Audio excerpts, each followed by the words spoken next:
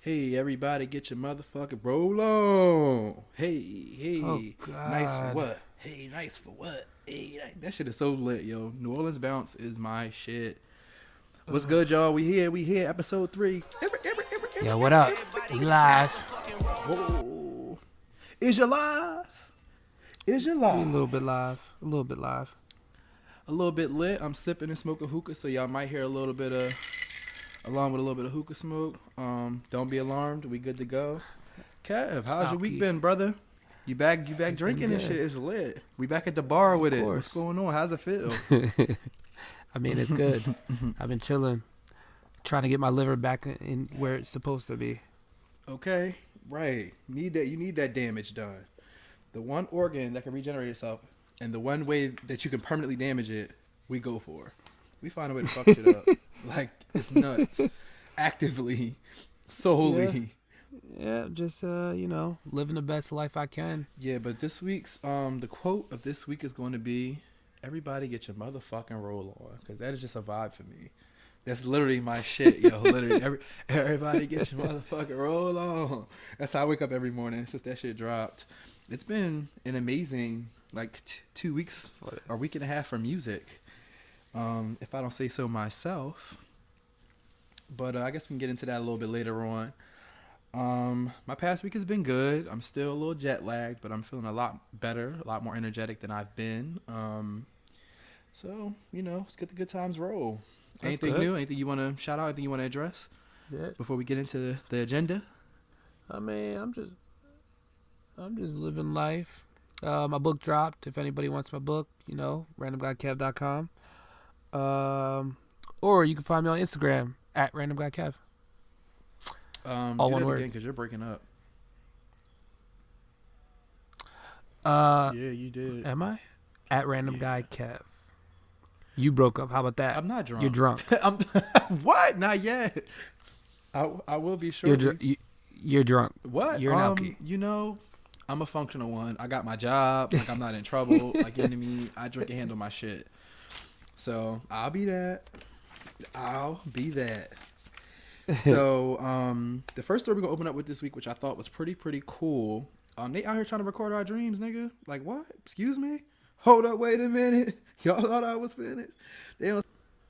I mean, that would. I think that would be kind of dope. But like, though most times we don't always dream. Sometimes we On just sleep average, and we just dream wake up. 4 to 6 times a night. We just forget 90% of our dreams. 10 minutes after they end. Oh, Interesting, right? oh. Interesting shit. That is You want to know the interesting. reason? The reason they say we forget is because we don't want to confuse dream experiences with what reality is. There's no agreement on the function of dreams. Some people say it's a mode of threat stimulation, like an evolutionary trait to train our brains to develop for threats in real life. Sometimes you dream about shit that you really like fear happening in the real world, or how you handle yourself in real world situations if they were to happen. Some people say it's a way of moving memories from your short term to your long term memory, or a way to suppress elevated thoughts. Others believe it's a way that you dump access information, like extra shit, so that you can focus on the important things in your life. And it helps you process emotions as well, which I thought was pretty cool. They've been working on... Yeah, they're saying scientists around the world have been working on technology to decipher the content and imagery movement. They use EMGs, basically, which measure nerve impulses to the muscles while you sleep.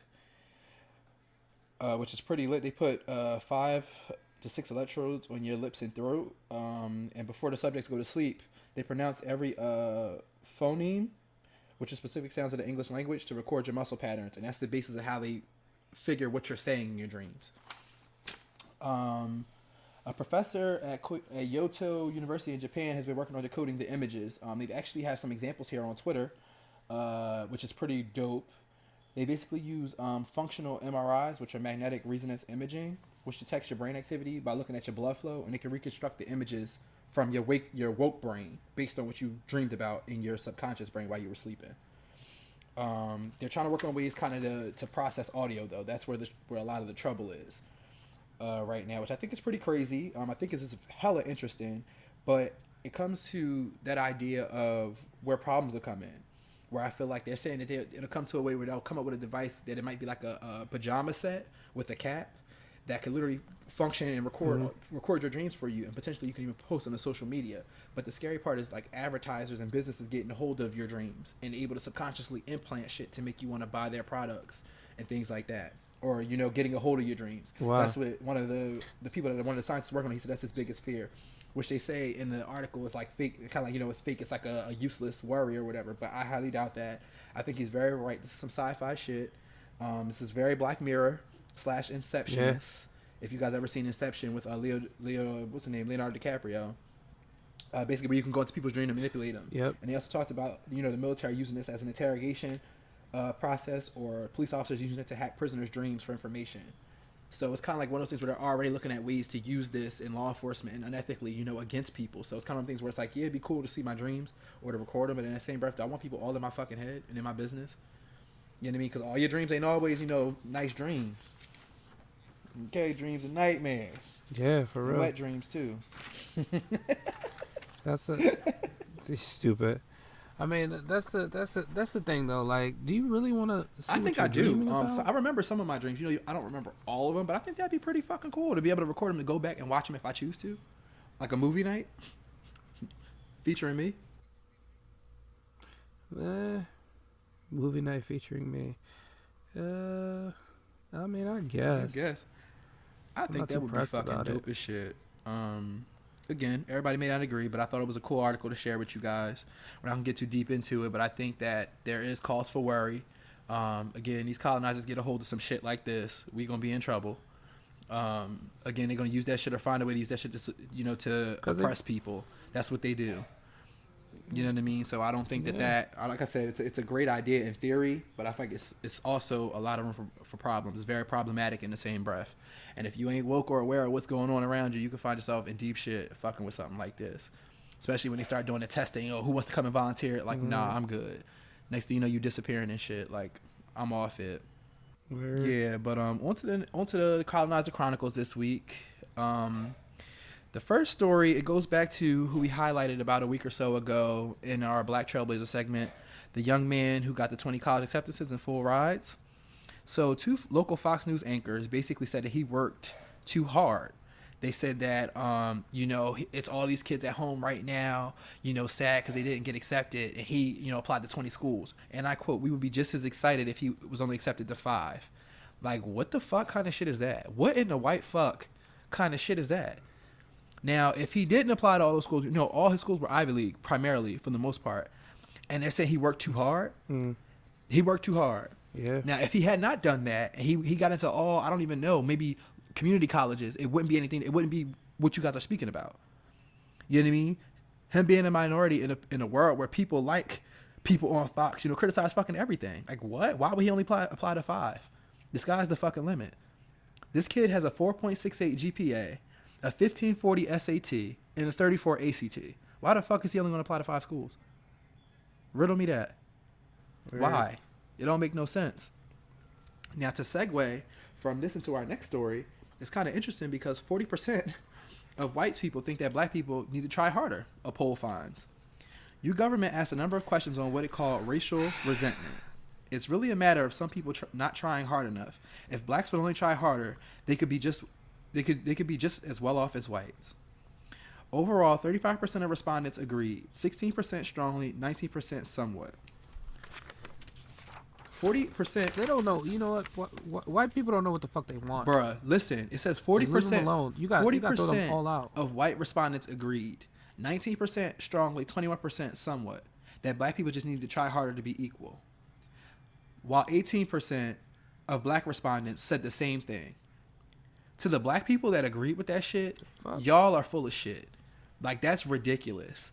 All the systemic, you know, roadblocks and barriers, you know, to our progress. I mean, people are still overcoming it and out here doing the damn thing. Look at this young man with all these college acceptances and scholarship money.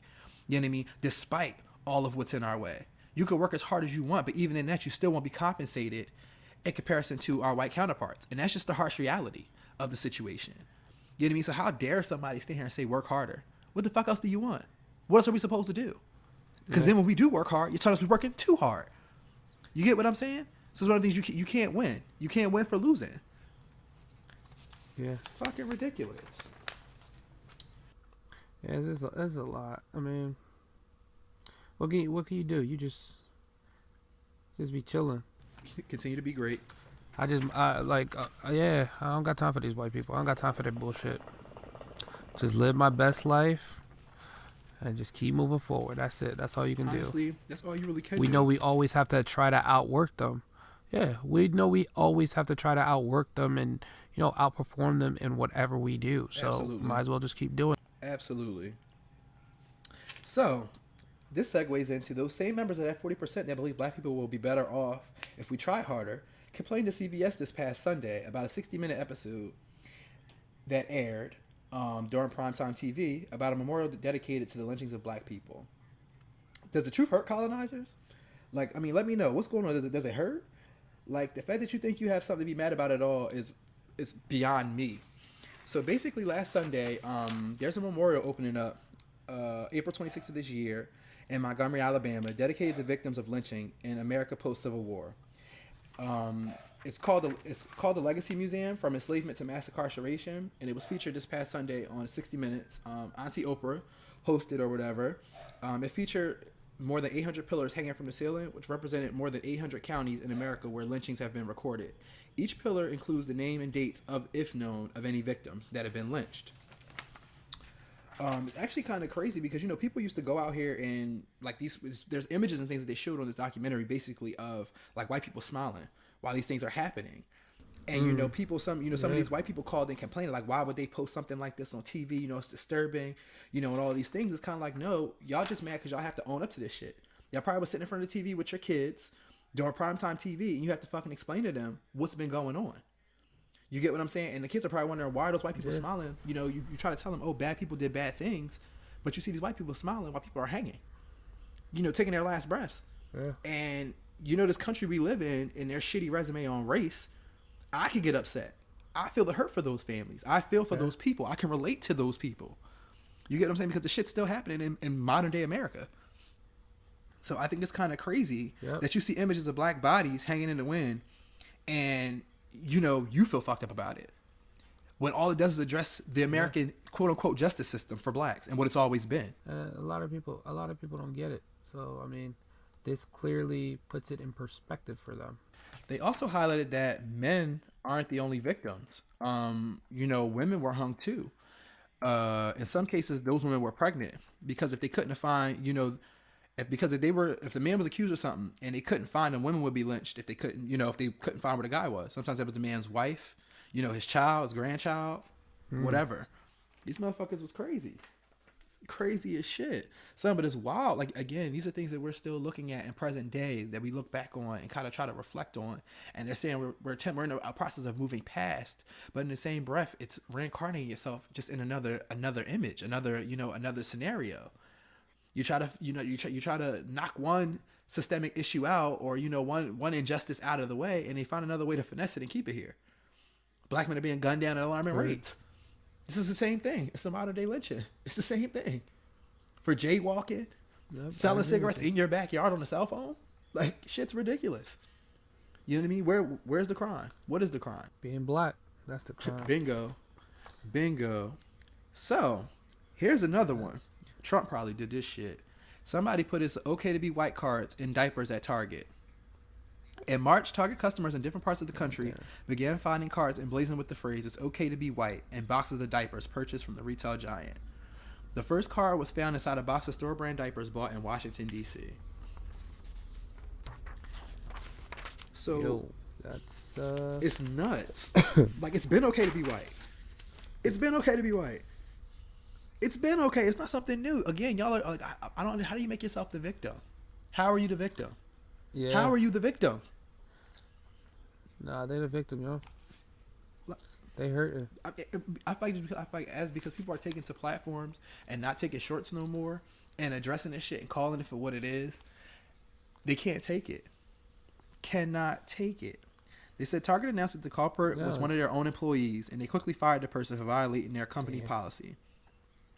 They sincerely apologize and share their guests' concern about the inappropriate message they found in their Target purchase. They've been working urgently to address the matter and are actively investigating this with their security team. You know, like I said before, it's okay to be white, but not to put business cards in Target diapers white, like regular white. You know what I'm saying? Like, may I speak to your supervisor white? You could like, not to go back to your country white. Yeah. Be a Starbuckster, like a male sapien, something like that. But don't you know what I mean? You ain't gotta be like that. Don't be that way. The fuck, it's okay to be white. Don't be all extra like. What? Fuck out of here. So, you know how white people be. Unfortunately. So the next story in the Colonizer Chronicles, the largest Black Lives Matter page on Facebook was a fraudulent operation run by a group of Australian men. They said Black Lives Matter looked like a lick. These motherfuckers funneled. They said Black Lives Matter looks like a lick. They hit a lick on Black Lives Matter, nigga. They made a come up. I mean, it ain't funny, but these niggas, they made upward of $100,000 to several bank accounts. Their Facebook page was connected to PayPal. What's crazy is Facebook shut the page down after receiving a week of calls and emails from CNN concerning the site's legitimacy. But the official Black Lives Matter page reported it previously, and it was ignored. Completely disregarded them, informing Facebook that this page was false. It wasn't associated with the organization at all. The man identified as Ian. His name is Ian McKay. He's a high-ranking official with the National Union of Workers. That was also connected to other websites associated with Black rights. Patrice Cullors, one of the co-founders of Black Lives Matter movement, told CNN that Black Lives Matter had contacted Facebook about removing this page months ago, but Facebook failed to act upon their request.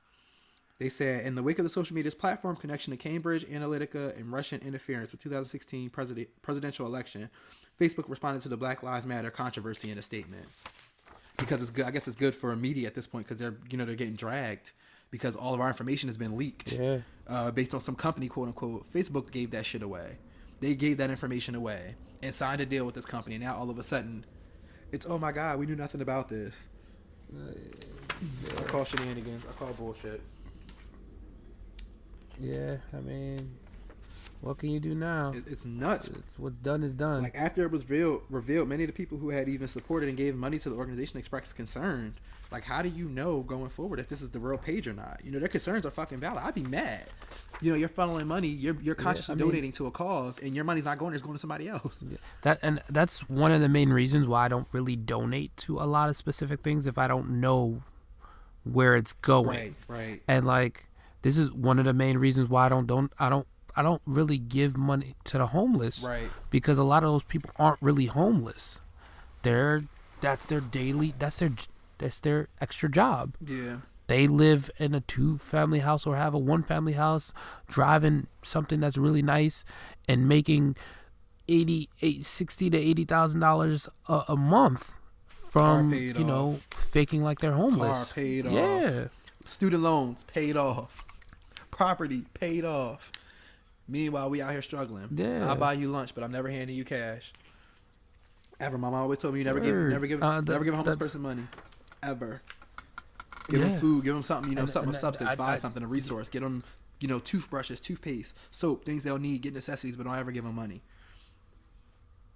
Yeah, I mean, I started doing that. I once I saw a report on that, I was like, all right, I'm giving these people like food or something like, and I would do that and they'd be like, no, thank you, I'm good. Right. Oh, you sure? Oh, all right, you got it. Well, then you don't want no money. Ain't nothing wrong with you. You straight. Yeah. But Black Lives Matter had went on to give out their actual handles, and I'm going to say them on the air. Their Twitter is at @BLK Lives Matter. Their Facebook is at Black Lives Matter, capital B, capital L, capital M. Instagram at all lowercase Black Lives Matter. Website blacklivesmatter.com, all lowercase. So our last story in the Colonizer Chronicles this week, there was a chilling video that shows California sheriff arguing that it's better financially to kill suspects. Now this came out in 2006. Donnie Youngblood, he's a California county sheriff, puts a $3 million price tag on a person's life in this video. The video was recorded in 2006 when he was looking for an endorsement, and viewers can hear him asking, when a deputy shoots somebody, which way is better financially, to cripple them or kill them for the county? And they said, kill them, an unknown person answered. And Youngblood responded, absolutely, because if you cripple them, you have to take care of them for the rest of their life, and the cost goes way up. This video was released by the president of Kern County Detention Officers Association, the union supporting another candidate for sheriff for 2018. And they were going through videos basically to highlight all of the promises that he failed to meet. And they stumbled upon this footage in the meantime. It's problematic because this county's been criticized for having the largest number of police shootings at one time. And this county's officers were labeled America's Deadliest Police in 2015. In California, in Kern County, they've killed more people per capita than any other American county in 2015. Opponents say that Youngblood is to blame for all the violence and have accused him of reducing a human life to a taxpayer-funded payout. When a guy makes a bad shot on somebody and kills them, $3 million and the family goes away, he said in the video. He also said that I've never inferred that we should shoot to kill. Do I wish I would have said it differently? I certainly do. But they weren't offended back then, and those are my words, and I still own them. How the fuck about that? How the fuck about that? These are the people hired to protect and serve. He's white, right? Yes, he's white. These are the people elected in positions to protect and serve. He's fine. It's crazy, but it's, that shit's outlandish. Could you imagine? I mean, when I think of things like, imagine a black person, a person of color saying something like this. How problematic that shit would be. They would have been, and how it would have got out way sooner than that. already. It wouldn't have took what's this? 12 years later. I mean, we talked about this last week. He's white. He's good. He's fine. He can do whatever he wants. He's the king of the world, and no one gives a fuck. It's fucking crazy. That's bullshit. Yeah, the world we live in. That's bullshit. They said following the death of Stephen Clark, the Sacramento Police Department made this major body camera policy change.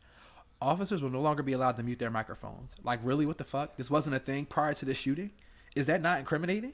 For real? Is that not incriminating? If an incident pops off and you mute your camera or mute your body camera and turn it off, what the fuck are you hiding? To me, that's incriminating to me. You have something to hide. Yeah. You know what I mean? If this is to protect this is to protect me as well as whoever the people I'm supposed to be serving. Why would I turn this off? After the incident, every police officer in the area muted their body cameras. They said that the police department has ordered its officers to keep the microphones of their body cameras on until an incident has concluded. They said the microphones went off for about 6 minutes after they killed Stephen Clark or Stephon Clark. They said it isn't clear what officers discussed during this time. A pastor and social activist viewed the body camera footage with Clark's family, and he said it's very frustrating for them, to find that the officers killed Clark muted their mics following the slaying. He said, it's kind of like you're sitting there, and you're like, it's a moment of like, what are they doing? What are they saying? They're saying that they sent out a memo to officers saying that they can't turn them off unless they're discussing sensitive information, such as sexual assault, and they have to openly kind of announce why they're turning off their mics. I think that's problematic though, because if I do some unlawful shit, I could always call out bullshit in order to okay me for turning it off. Yeah. I can call shenanigans to turn my fucking mic off. Like if I really wanted to, if I was really on some shit, and the way that they're moving, this isn't going to be the first unethical act or incriminating act that they pull. There's loopholes in all of this shit. Yeah. You know what I mean? You have to police the police. I agree. You have to police the police. I think that's bullshit. So we'll see how far that goes, if it fixes anything at all. But moving on, I think we're going to mix it up this week, and we're going to get into some media, some fun shit. This past week for music has been fucking amazing. Cardi dropped her album. Eric Bellinger dropped his album. Her name is Callie. I think Uchis album came out. Alina Baraz's album came out as well, which was pretty dope. I enjoyed all of them. Have you heard Cardi's album yet? I have. What do you think about it? It's pretty good.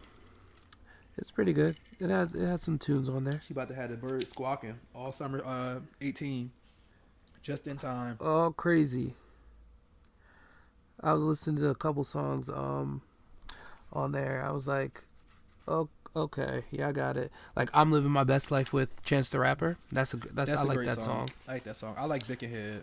And I like Get Up 10. That gives me dreams and nightmare vibes. Get Up 10. That's a go. That's a go. Yeah. She talks real heavy on that shit. I'm here for that. I'm here for the heavy talk. All slick talk 2018. I'm here for that shit. But it's crazy how people still hate on her. You know, I just feel like it's one of them things where that's just the way it kind of goes. I feel like, you know, you're going to have fans and you're going to have haters. It just comes with anything you're doing, especially when you're in the public eye. Everybody got something to say. Everybody's a critic, but everybody don't got credentials. You know what I mean? Everybody got some shit to say about something. You're a critic with no credentials. You can keep it pushing. What the fuck are you doing? You know what I mean? What are you doing? Yeah. Honestly, you know, she had to put a video out addressing, you know, the pregnancy and shit like that. Basically saying, you know, why do I have to choose between, you know, a family or being an artist? You know, I'm young, but she was like, you know, to humbly put it, I'm a millionaire. I'm like, shit, talk heavy, sis. I hear that. Still, personally, even if I was a millionaire right now at 25, I still don't think a child would be in the cards for me right now. I just feel like I want to enjoy my career more, grow more, travel more. You know, I mean, but again, with that kind of money, you could get the accommodations you need to do what you need to do still. Word. You know what I mean? So, I mean, I hear what she's saying and where she's coming from. But in the same breath, personally, if it was me, I highly doubt I'd be trying to shoot a club up right now. Just wouldn't be on the agenda for me today or tomorrow. I'll still be waiting until my 30s, early 30s. Yeah. Just a personal preference, you know, but I'm not shading her. Shout out to her, Offset. Congratulations to them. You know, I wish them the best of luck with the pregnancy, with the baby, everything to come. I look forward to following this journey up until they drop that load. But up next, we're going to talk about Big Freedia. I don't know if y'all are into New Orleans bounce music, but I love New Orleans bounce. Drake just kind of put it on the map with this new track. But, I mean, if people have been following, you know, Sissy Nobi, Where My Shaker's At, Volume 1, Volume 2, Big Freedia's another monumental mover. You know, she rode that dick like a soldier. She rode it like a soldier. She rode it like a soldier. You never heard that, Joe? No? All right. I know what you're talking about. I'm just making sure I know if you was hip to this shit. I say bounce music is my shit. But the Queen of Bounce says she was hyped about appearing in Nice for What. She says that she just wants bounce artists to get their credit due. They want bounce on the mat. She said she spoke to the Fader about when she received the call from Drake's people about appearing on Nice for What. She said she was down as soon as she heard the news. They reached out to my team and they wanted me to be a part of the project, she said. Once they told me, I was like, you got to be kidding me. I was super excited about my voice being at the beginning of the song. They sent me the track to approve it. And I was like, shit, I don't care what I say on it, as long as I'm on it. As long as I'm on it. I hear that. She also, Big Freedia was also on Beyonce's 2016 hit Formation in the beginning of the song. As long as I'm on it, I don't give a fuck. Right, I'll say whatever y'all want. As long as I'm getting paid. She said the credits are important, but for me, it's still putting New Orleans music on the map, and I'm happy with the check. Heard you. At the end of the day, that's what it's always about. It's always about that check. In other news, NYU students are going to kick it with Professor Q-Tip next fall as he teaches one of the world's first jazz and hip-hop courses. The legendary rapper will join journalist Ashley Kahn of NYU's Clive Davis Institute of Recorded Music in the Tisch School of Arts. I'm here for that. I think that's pretty dope. Yeah. To have him teaching you a class, like, that's fucking Q-Tip. When I tell you niggas gonna be in class taking selfies, cutting up, I come in class every day with a new Q-Tip quote. Q-Tip has a lot of knowledge. For real. Yeah. Q-Tip has a lot of knowledge. It's a vibrant thing. Hey, vibrant thing. A vibrant thing. Hey, move it for me. Move it for me. Hey, move it for me. No? All right. Fuck it. Fuck you then. Okay. You drunk, yo. You drunk, yo. Not yet. I'm just a music head. Music makes me happy. I know who Q-Tip is. Well, you should have joined in on the song. Fuck out of here. They say YouTube will live stream Beyonce's Coachella performance, and we feel so smart for not giving up our rent money. You could watch Beyonce slay Coachella from the comfort of your couch. Niggas was calling this Coachella. Man, listen. Coachella. Coachella's expensive as hell, yo. And the thing is, like, you either want to be one of those. You either gonna be one of those people just walking around, or you either gonna be comfortable in VIP. I mean, but you're gonna pay for the experience. Ultimately, that's what you're ultimately paying for the experience. When it's all said and done, it's always about the experience. Yeah. You know what I mean? So you pay that money, but I feel like those memories last forever, and you're gonna flick it up with all the other Coachella heads. Yeah. You know what I mean? You're gonna get the aura, the vibe, just being in that atmosphere. It's all about that energy that you receive. But you also might get your phone stolen. If you're irresponsible with it. I mean, no, not even if you're irresponsible. There was a story last year about people losing their people getting their phones stolen. Like, people go there specifically to steal phones or steal people's stuff. Why? And you see, people don't know about it because it's not in the news like that. That's some bum shit. What do you mean? What do you mean? Why? What the fuck you want to do with somebody else's phone? People are dumb. People. Sell it. Unlock it. Sell it. Fake. These scammers are out here. The only way they caught the person is because these people had some of these people had Find My iPhone on. These dumbasses would walk around with all these phones in a book bag. People are fucking ridiculous. Nah, I was just gonna say, that. I mean, going to these big concerts are cool, but you got to be mindful of your surroundings and what you have on you. A lot of people aren't. I mean, that's all the time, though. I mean, I just feel like that's typical street smarts, though. That's not not new news. I mean, it's new news for some people. You know what? You're right. Could be Mo Rider. Wake up, people. Everybody don't have good intentions. Everybody don't think like you. Everybody doesn't have good intentions. I was trolling his Twitter streets, my guy, and they got this fucking hashtag, how black are you? Nigga, somebody said the other day could mean 2 days ago or 2 years ago. Motherfucker, I fell out. Like, what? That's like, so true, though. Yo, Aggie as hell. Like, you could say the other day, you literally could be talking about, and it's no measures of time. Like, it's nothing specified. Everybody gets it when you reference the other day. Yeah. They said somebody else put a picture of chicken bones on here. These bones is down to the gristle. They ate these shits alive. They was like, this is what's less than my chicken, so how black are you? I eat chicken like that. My lady, shit. She be, how about, man, give me that fucking chicken. You wasting all this damn food. There's hungry people out here. Or do you smell like outside? I feel like that's only a black thing. Outside has a distinct smell. A distinct like outside smell. Also, when you was a kid, you either had to go outside or stay inside because you wasn't going back and forth letting the air out. Yeah. That's funny. Or that where you go to the kitchen to your butter container and everything's in there but fucking butter. Yeah. Yo, somebody else had a picture. That's somebody funny, had a picture of the top of a shoebox. Like, this is our dustpan. Somebody else said, how black are you? When I laugh at a joke, I run around. That's Somebody else said, when I laugh at a joke, I clap my hands. That's, yo. Niggas are shot folks is funny. out. Black people are shot the fuck out. But our next story that we talked about here, it's about the new black TV shows, docs, and movies to watch on Netflix this spring. I don't know if you guys seen 7 Seconds, which was about a 15-year-old boy. He's murdered. His killer was a cop. And the series basically is the battle his family faces to bring justice to a system that's plagued by racism and corruption. Regina King plays the role of his mom. It's really, really good. She was a symbol of most black mothers whose kids have been taken too soon by a system set up to make things stay that way. Roxanne, I heard was amazing, but I have not got the time to sit and watch it yet. Yeah, it's just so much stuff coming out that it's just like, I ain't got time. I ain't got time to just hop on it and watch it. It's a lot going on. Yeah, they said it's about Lolita Shantae Golden, a.k.a. Roxanne Shantae. They said you're in for a treat. She started rapping when she was only 9 and broke into the hip-hop scene at 14. Damn, I might have to get into that. Everybody I talked to said it was good. They also said first match. Monique, played by Avir Emmanuel, has spent years in the foster care system and now yearns to connect with her ex-con father. In order to accomplish that, she joins a boys wrestling team. First match mixes a coming-of-age story with the sports story, with the family story, with gritty reality. It's a must-watch. They also just released Rapture, which is about how hip-hop impacted global culture. They asked Nas, Logic, T.I., and 2 Chainz, just to name a few. They share their life stories, their take on hip-hop, how it's affected culture, their struggles, and much more in an anthropology series. Flint Town. That was for 2 years. Filmmakers followed cops in Flint, Michigan, a city plagued with violence, poverty, and we all know the clean water crisis. In times when police violence is such a hot they still topic. have the issue there. Yeah, they do. No. It says it's been following them, and it's still an ongoing issue. Okay. Gotcha. But that Flint Town, that shit's good. I watched that. It have you feeling the way like, golly, like, what the hell? Like, Jesus, Christmas. Like, are you fucking serious? Like, bro, it was deep. Yeah.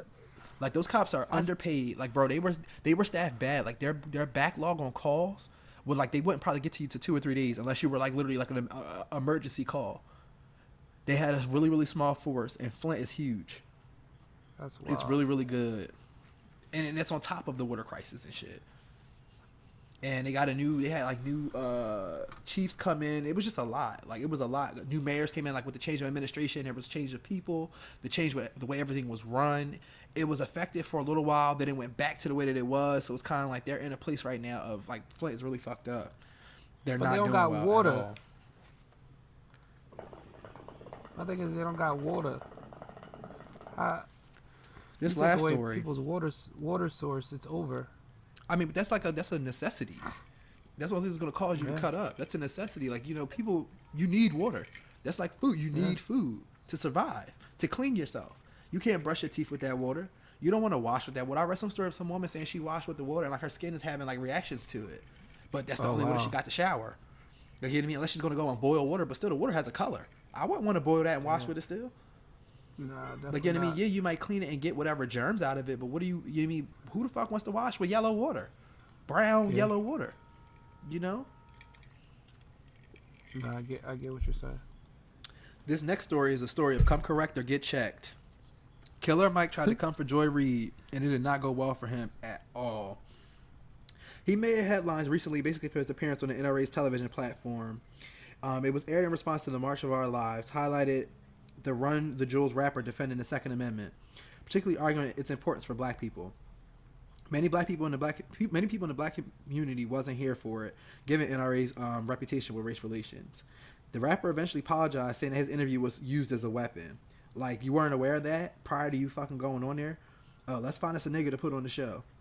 You were the nigga that they found, idiot.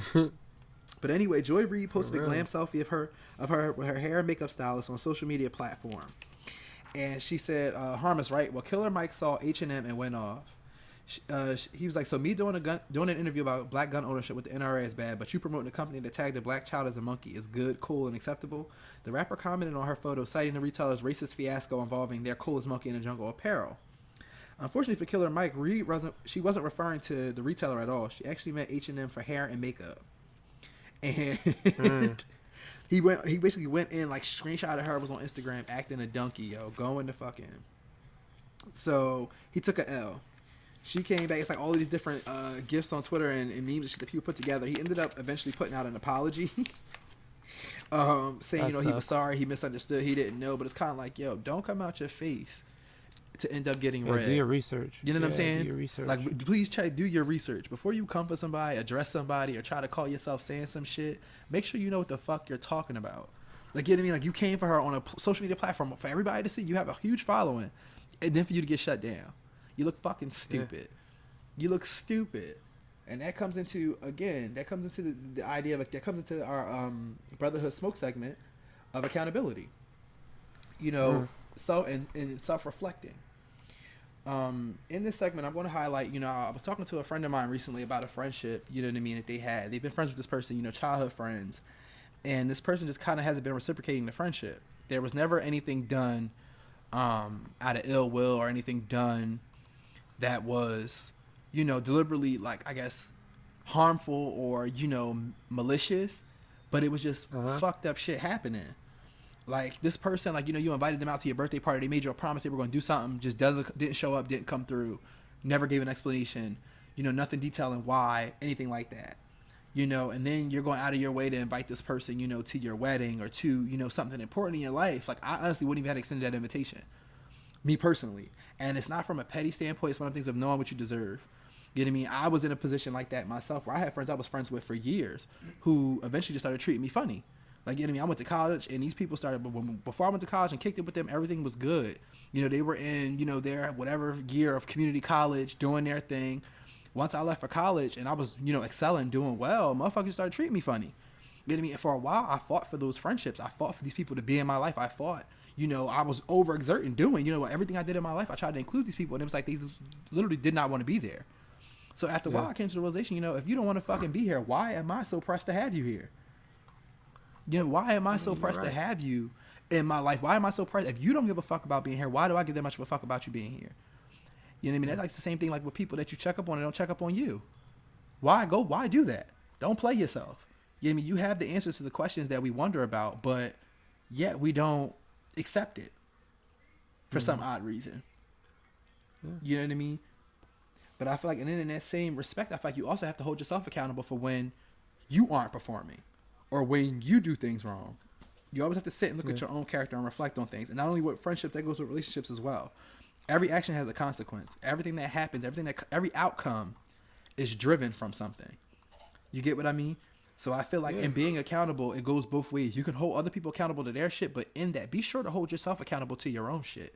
I mean, at times, personally, I don't care about like certain things. But it's like, you know, you have those friendships that like you had for a long time, and you should understand how each person reacts or each person acts, and you know, you guys should be able to bounce back from whatever situation. But I mean, a lot of times that doesn't happen. Some people take things too hard, and you be like, all right, nah, fuck that. I'm done dealing with this, and it is what it is. No, but I feel like when you give, not even that, when you give again and again and again, or you keep trying, you gotta stop. Trying to understand, you gotta stop, or trying to fix what's not broken. But that's what I'm saying. But you're saying, you know, sometimes you just said sometimes. You said sometimes, you know. But I mean, but you just say, you know, sometimes people take things to heart. Sometimes, like the thing is, I mean, I guess you're right. Sometimes people take things to heart, and you just gotta take a step back and don't care anymore. Like you don't. Right now, you want them to reciprocate, but it comes to the point where sometimes people don't know how to do it back. So you just got to be like, you got to stop doing what you're doing and take a step back. People take notice when you stop doing what you're doing, because what in their mindset, they're just like, oh, he's going to do that because he always does that. You already set the standard that you're the type of person that you will always be there and always do this. You will always do that. A lot of times you just have to stop, take a step back, and don't care. Don't do it.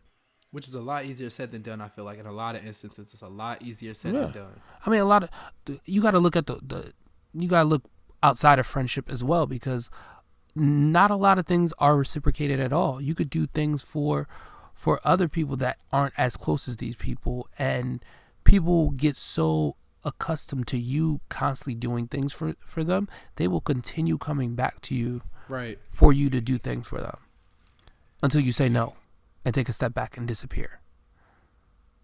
It's more so on you than on them. Like you can, yes, at the same time you can be like, yo, I'm doing all this stuff, you don't do anything for me, blah blah blah. You could do that, but at the same time you already set that precedence that, yeah, I am that person. I'm that go-to person. Boom.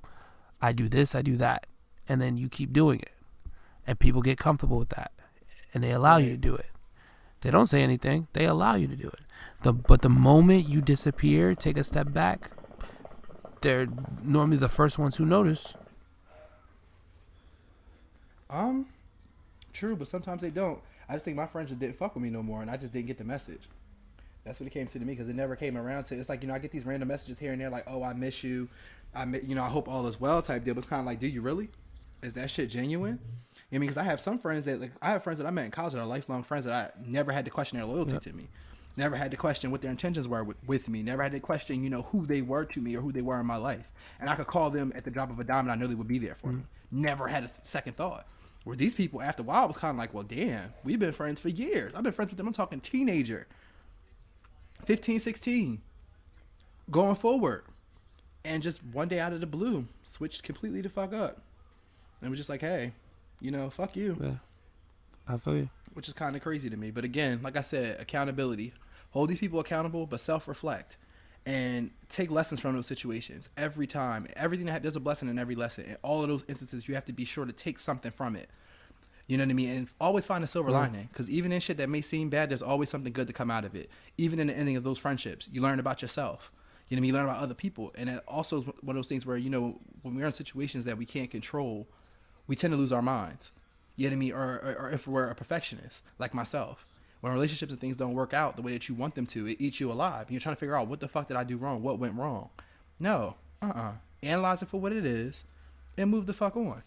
It's nothing else that can be said or done about that. But in the Black Trailblazer segment, I'm going to open up with starting with the Atlanta Board of Education. Like, shout out to them. So, the Atlanta school attended by Martin Luther King Jr. is to be reopened and renovated after more than 40 years.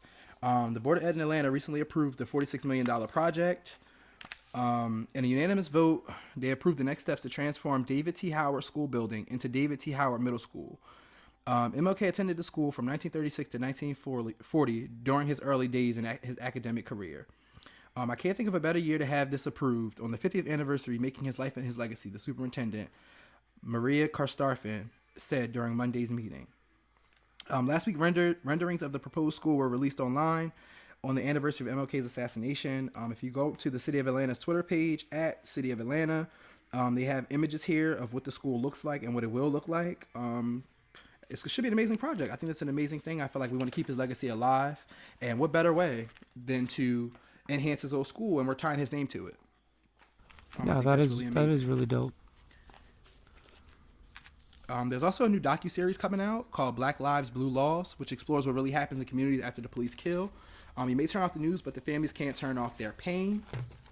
The idea of this project was sparked by Blackbird and the movement for Black Lives to highlight the impact communities face from non-indictments of police officers after they kill. The series was produced by Militia Media. They're going to walk viewers through the real work and healing that happens once news cameras stop rolling. I think this is going to be very, very good. And I hope the people that need to see this sees this, because I feel like the primary audience is going to be people who already know what goes into this. The people that are primarily affected. And I hope the ones that aren't are the ones that sit and watch these documentaries to understand why people march, why people kneel, why people are rebelling, why people are up in arms about this. Another black trailblazer are these black mamas. The women are giving the healthcare system a much needed reminder that black mamas matter. Black women are 3 times more likely to die in childbirth than white women. The CDC report revealed that black women are 3 to 4 times more likely to experience a pregnancy-related death than their white counterparts. Serena Williams recently opened up about her own negative childbirth experience and the racial disparities that occur in healthcare, bringing even more awareness to this issues that black women face while giving birth. And I quote, "Doctors aren't listening to us. Just to be quite frank," Williams said not long after giving birth to her daughter, "We're dying 3 times more likely, knowing that going in there are some doctors not caring as much for us, and it's heartbreaking." The Black Mamas Alliance hopes to bring change to that and plans to launch its first National Black Maternal Health Week this spring. The goal of the week is to deepen the conversation around black maternal health and amplify black women leaders who are working on this issue. Organizers will host community events in California, Florida, Georgia, Maryland, Massachusetts, New Jersey, Ohio, and Texas in an effort to raise awareness about the maternal health racial gaps in care and come up with solutions on how to close them. I think this is very important. I agree. This shit's very important. I feel like could you imagine that? You know what I mean? All the different people that go through this, the black women that are facing these things, again, 3 to 4 times more likely. 3 to 4 times. Yeah, that's a lot. That's nigga, what? That's crazy. The next black trailblazer is a black-owned brand is raising money to launch an interactive graphic novel inspired by Sailor Moon. When black magic meets Sailor Moon, you get the best of both worlds. Adorned by Shy, CHI, a black-owned brand led by Jaquay A, is creating a graphic novel inspired by the popular 1990s anime series. This article can be found on Blavity. It's pretty dope. They started a Kickstarter, asking donors to give what they can to help fundraise $15,000 for production of the interactive novel, which centers around 5 Nigerian students.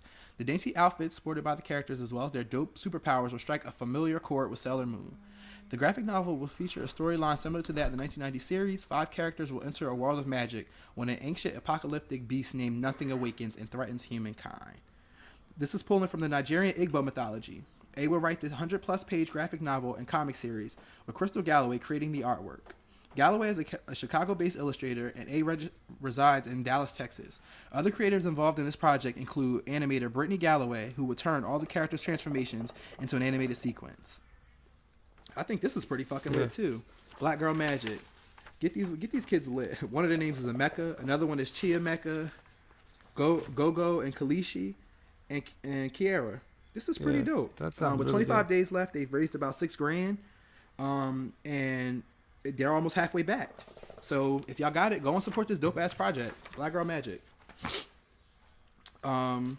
Our next story, shout out to Trayvon Martin's mom for just crossing Delta Sigma Theta. She joined the Miami alumni chapter of the organization. She's been committed to social justice and advocacy and ending gun violence since her son Trayvon Martin was tragically killed in 2012. Now Fulton is a member of the historic African-American sorority dedicated to public service, Delta Sigma Theta Sorority Incorporated. According to Watch the Yard, Fulton officially joined the sorority's Miami alumni chapter, which was chartered in 1941. She's the founder of Trayvon Martin Foundation, an organization dedicated to fighting gun violence, strengthening families, advocating for the youth, and STEM education for minorities and women, among other advocacy efforts. That's dope. I think that's lit. Like, shout out to his mom. I feel like she's been out here moving, like, you know, since the death of her son. I feel like she's been out here literally a very powerful moving force on the social justice front, her and her husband. And, you know, through that pain, they took it and they flipped it. They turned it into power, and they made a lot of money moves and power moves since then. They've been advocating and out here doing a lot of work for the community. Shout out to her. Ski Wop. Oh, God. Our next one is going to be Naomi Wadler, an 11-year-old activist who spoke up for forgotten black girls. On Saturday's March for Our Lives was one for the history book. Thousands of teens and adults took to the streets across the country to advocate for tighter gun control laws. Among them was a fifth grader, Naomi Wadler, who gave an incredibly inspiring speech about black girls who perished due to gun violence, but whose stories rarely get attention. She was chosen to speak at the march in D.C. after she organized the walkout at her elementary school on March 14th, and she did deliver. In her passionate, eloquent, and empowering speech, she stated that she is there to represent and speak for many black girls and women who lose their lives to gun violence, but never make it on the front page of the newspaper or the nightly news. She went on to say, "I'm here today to represent Cortland Arrington. I'm here today to represent Hadia Pendleton. I'm here today to represent Tiana Thompson, who at just 16 was shot dead in her home in Washington, D.C." Her speech is a reminder that, again, the gun control debate is not limited to school shootings. She said, "I represent African-American women who are victims of gun violence, who are simply statistics instead of vibrant, beautiful girls full of potential." At 11 years old, that's magnificent. Because at 11 years old, I didn't have that in me to stand and speak in front of a bunch of people. I didn't get that shit together till college. To be honest, I was nervous as hell speaking in front of people. Public speaking was a huge fucking fear of mine, unfortunately. And for our personal trailblazers this week, we're going to talk about at Headliners New Jersey on Instagram, all lowercase, one word. This is the best of the past, present, and future. It's a thrifting company. They do worldwide shipping. You can DM to purchase. There's an array of jerseys, sports gear, sunglasses, hats, sneakers, all your thrifting needs, all the great dope finds for great negotiable prices. So I say look into it. If you guys go on Instagram, they have a website coming soon. They're stationed out in New Brunswick, New Jersey. So if you like thrifted goods and thrifted finds, it's Tommy shit, Polo shit, Nikes, Tommy sneaks. I mean, the list goes on. Soccer jerseys, basketball jerseys.